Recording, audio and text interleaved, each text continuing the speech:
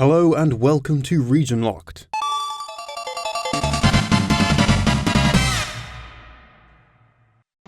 We all know that Pokemon's creators like to make spin-off games from time to time.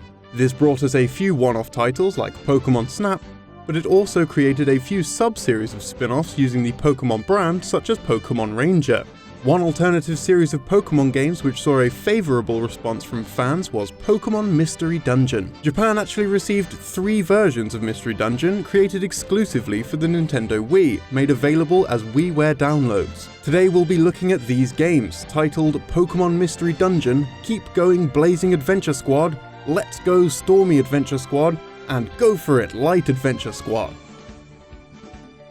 Released in late 2009, Pokemon's WiiWare Mystery Dungeon titles were made available through Nintendo's eShop for around 1,200 Wii points, or about $12 each. Developed by Chunsoft and published by Nintendo, these 3 entries mark the only time that Mystery Dungeon has appeared on a home console, as well as being the only entries to not receive an international release. Often referred to as the Adventure Squad series, contrary to the other Mystery Dungeon games, the title puts little emphasis on storyline. The game's story starts with a group of Pokemon being sent by Slowking to rescue a lost Shuckle. After returning to town, he explains that he was searching for some delicious food. I can relate to that. A story that will continue to unfold as progress is made. This then opens up the game's bulletin board, where other Pokemon post requests for the player to undertake in exchange for rewards. Depending on which of the 3 iterations is being played, the hub world will differ. For Blazing Squad, the location is Pokemon Village, located near a volcano. In Stormy Squad, the player is based on Pokemon Beach, and for Light Squad, the hub is Pokemon Garden, located in a forest. A number of stores and facilities are available in these locations, such as a bank for storing money, a warehouse for storing items, a shop for buying items, a store to relearn attacks that Pokemon have forgotten, as well as a place that allows players to open dungeon treasure chests for a small fee. The games make use of the same 3D graphics featured in My Pokemon Ranch, another WiiWare release which simplified the graphical style of each Pokemon, with Nintendo aiming for something which resembles a picture book.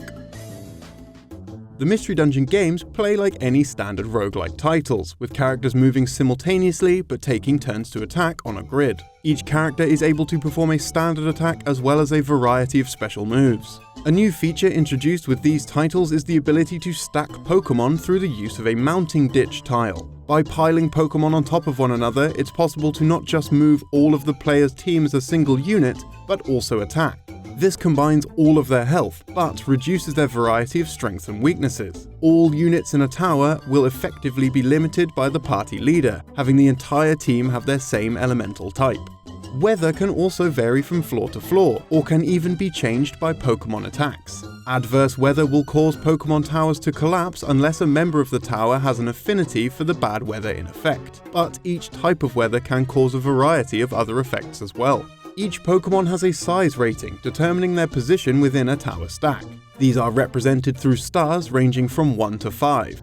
A Pokemon can only carry a single unit who is its same size, but any number of Pokemon as long as they are smaller. For example, it is possible to have a stack of 2 5-star Pokemon and 2 4-star Pokemon. The maximum party size is limited to 4 Pokemon. While navigating dungeons, the player will recover health outside of battle. However, they will also become increasingly hungry. If not fed, Pokemon will not only stop recovering HP from movement, but its HP will also slowly begin to drain. By defeating enemies and gaining experience or fulfilling other requirements, Pokemon are able to evolve. However, all of the same rules for combat apply to not just the player but also enemies. When a team member is defeated, enemy Pokemon may level up and evolve, creating a greater challenge. They too are able to stack, increasing their strength. By defeating enemies, there is a chance for them to request to join the player's team. Boss battles will always result in the Pokemon requesting to join. However, Pokemon met in the standard dungeon crawling sections will only sometimes choose to follow the player. Each game has 15 dungeons to explore, totaling 45 in all, as is the standard with Mystery Dungeon releases. The differences between each release are minor, mostly altering the location names as well as the Pokemon that appear within each dungeon. Also different to prior entries in the series is how the player decides their initial starting Pokemon, being given a choice rather than it being determined through a short quiz. All 3 games work in tandem with one another, allowing for persistent save data across each release. Using save data from another game will keep the team name, all obtained Pokemon, money, items, and rank, though it will not provide any story progress. This also increases the capacity limit for stored items and Pokemon, increasing with each additional game accessed from the save.